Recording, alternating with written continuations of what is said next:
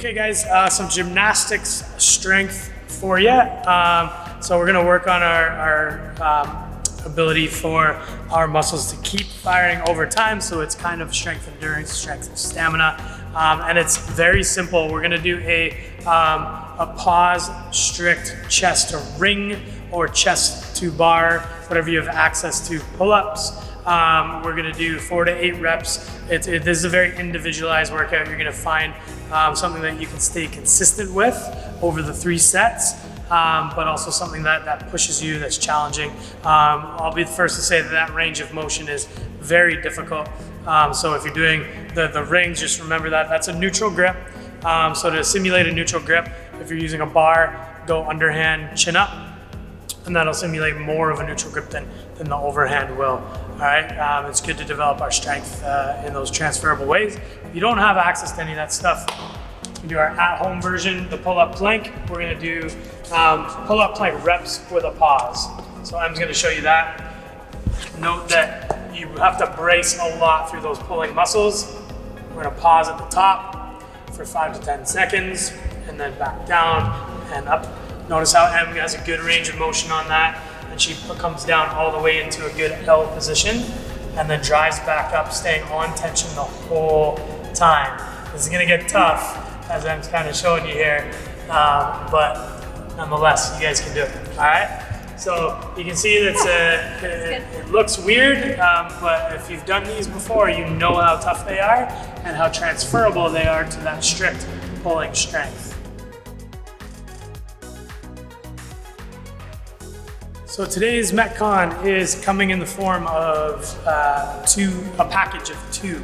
All right, so Em's just coming back from her run right now on the first piece, which is more aerobically stimulus. We're pairing machine, whatever monostructural component you have access to, with toes to bar, or the at-home version, lying leg raises. So we're gonna get those hands up a little higher than the head so we can promote a hollow body position. From that hollow, we're gonna come up, tap as close to our hands as we can.